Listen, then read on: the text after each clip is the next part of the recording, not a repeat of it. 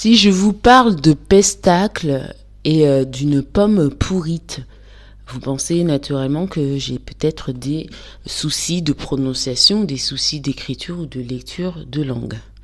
Aujourd'hui, on va regarder quels sont les enjeux d'un dyslexique et en quoi est-ce que cela affecte l'apprentissage linguistique ou en quoi est-ce que ça peut être bénéfique.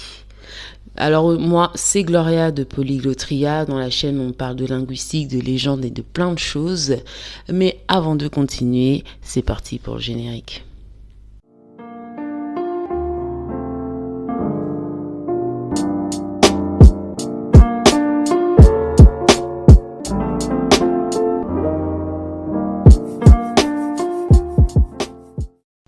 La dyslexie serait un trouble de la lecture et de l'écriture spécifique et durable qui apparaît chez l'enfant ou l'adolescent. Ce trouble peut se perdir par divers degrés de difficulté à épeler les mots, lire vite, écrire, lire à voix haute ou bien comprendre ce qui est lu selon Wikipédia. L'histoire, cette fois-ci selon le site 10 mois, écrit par Valérie Duban, qui est dyslexie dysorthographie, ce serait vis-à-vis de les études réalisées par Broca et par Westnicke, qui sont deux chercheurs dans le cerveau qui étudiaient les patients et qui auraient donc deux zones, les zones Broca et Wernicke. Je vous mets en l'image dans la vidéo pour que vous puissiez comprendre, afin de comprendre l'hémisphère gauche et droit du cerveau qui permettrait justement la compréhension des langues. Et le mot dyslexie, enfin, son étymologie vient du mot dys qui veut dire péjoratif en grec et lexie en grec qui veut dire le mot ou la langue écrite. Alors tout d'abord, en faisant les recherches sur cette vidéo, je vous mettrai bien sûr mes sources en description, on se rend compte que la dyslexie, ça peut être quelque chose de transmissible de parents à enfants. Soit vous avez un souci dyslexique de compréhension, mais surtout au-delà de l'oral et de comment vous enseignez la langue à vos enfants, de comment vous leur parlez, il y a aussi les gènes qui peuvent vous atteindre. Donc vos parents ont eu une dyslexie et vous avez une dyslexie en vous. Donc pour soigner une dyslexie, on fait appel à des orthophonistes, on fait appel à des experts qui vont analyser votre façon d'apprendre les langues, votre façon d'apprendre à lire, à écrire et de les anticiper pour pouvoir, entre guillemets, vous mettre des outils, des exercices afin de muscler votre cerveau dans l'apprentissage et de vous permettre à votre rythme de réduire les inconforts de la dyslexie sur votre prononciation orale et sur votre lecture. Donc je tenais à en parler parce que il y a le point de vue médical de la dyslexie et il y a le point de vue entre guillemets linguiste de la dyslexie. Et moi là je vais vous parler vraiment du point de vue linguistique. Votre cerveau est un tricheur. Là je vais vous mettre un texte en français où j'ai mélangé les lettres et je vais vous demander en 10 secondes de le lire.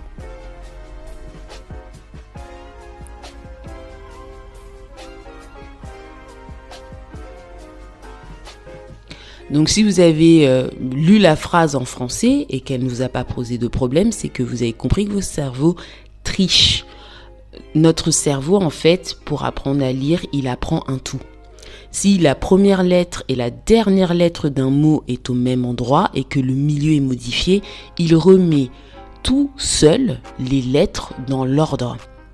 Ce qui signifie que certains dyslexiques, qui ont dû faire cet exercice, ne sont pas parvenus à lire, non pas parce que c'est dû à une difficulté, mais c'est parce que leur cerveau est capable de forcer la lecture sans passer par la tricherie, donc de lire même les erreurs.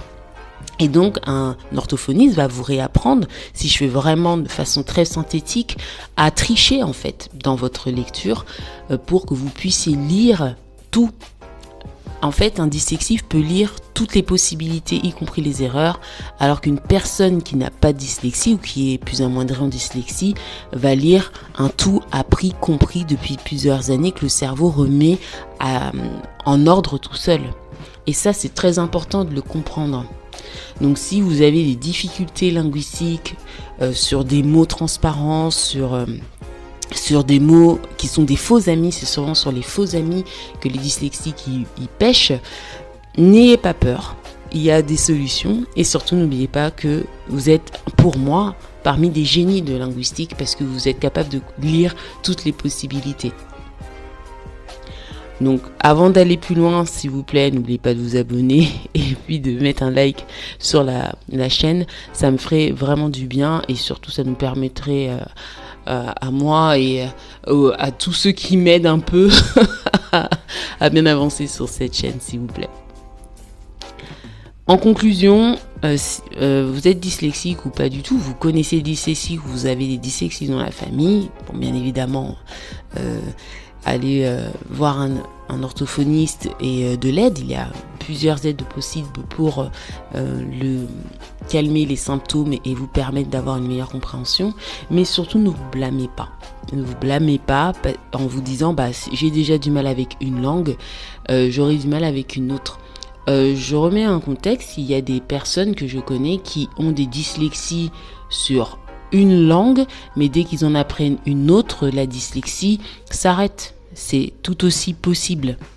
La langue française n'est pas une langue facile, c'est une langue qui a beaucoup d'irrégularités, elle ne s'écrit pas comme elle parle, elle a une multitude d'exceptions, donc bien évidemment elle est un challenge pour une personne dyslexique, comparé à une autre langue telle que l'espagnol ou l'allemand, qui sont des langues, si je reste en groupe indo-européen, qui elles s'écrivent comme elles parlent et qui elles, leurs difficultés vont être plus grammaticales et non pas entre le mot comment il se prononce et le mot comment il s'écrit.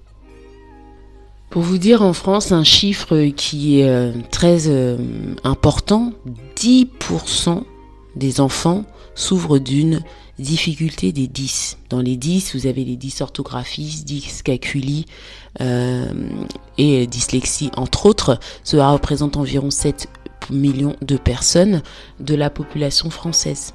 Donc là, j'ai pris le chiffre sur Sésame Autisme pour le mettre. Et je vous mettrai aussi une étude du blog Poppins.io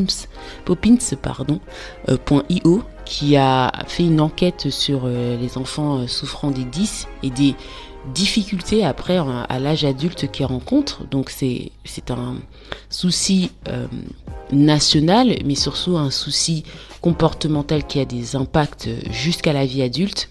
Donc dans la scolarité, pour vous dire un chiffre, on est à des 19,6% qui ont subi un harcèlement scolaire, donc ce n'est pas rien, presque 20%.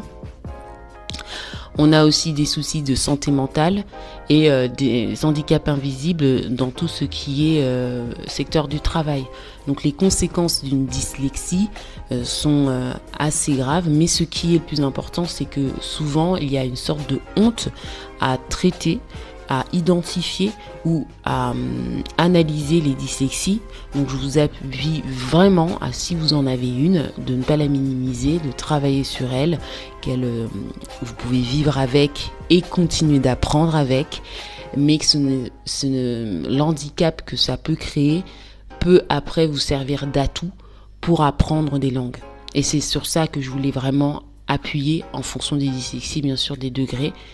On peut le transformer avec des coachings linguistiques aptes à ce que vous puissiez apprendre n'importe quoi, y compris des langues étrangères. Donc c'était tout en tout cas pour ce contenu vidéo et de podcast. J'espère que vous avez appris et ouvert les yeux sur ce que c'est qu'une dyslexie, entre autres. N'hésitez pas à partager ce contenu et je vous dis à très bientôt pour une prochaine vidéo ou podcast. Merci, prenez soin de vous. Ciao, ciao.